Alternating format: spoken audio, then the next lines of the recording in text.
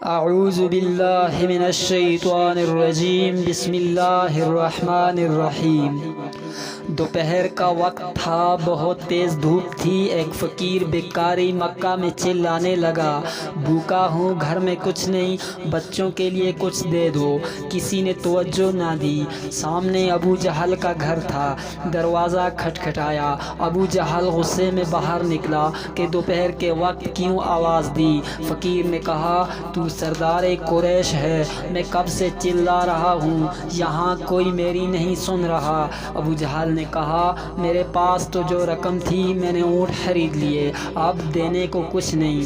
میں تمہیں مکہ کے ایک آدمی کا نام بتاتا ہوں، جو اس کے پاس جاتا ہے اس کو ضرور دیتا ہے۔ فقیر نے کہا، نام بتاؤ۔ ابو جہل نے کہا، اس کا نام علی ہے۔ فقیر پوچھتا پاچھتا گھر تک پہنچا، دروازہ کھٹکھٹایا، مولا علی باہر نکلے۔ فقیر نے کہا کہ وہ جو سردار قریش ہے، اس کے گھر مانگنے گیا، اس نے کہا آپ کے پاس جاؤں۔ مولا علی نے بٹھایا، کھانا دیا۔ جب سیر ہو کر کھا چکا تو فقیر نے کہا، اب میری اور بھی مدد کرو۔ مولا علی نے کہا، مٹھی بند کرو۔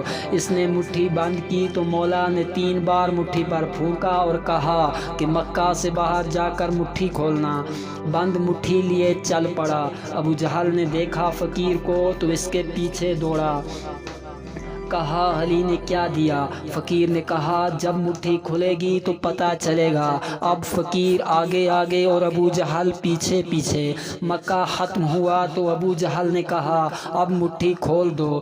اب تو مکہ کی حد ختم ہوئی۔ فقیر نے جو مٹھی کھولی تو آنکھیں حیران ہو گئیں۔ 3 بڑے لال اس کی ہتھیلی میں رکھے ہوئے تھے۔ ارے علی نے 3 پھونکوں سے 3 جواہرات بنا دیے۔ وما علینا الا البلاغ المبین۔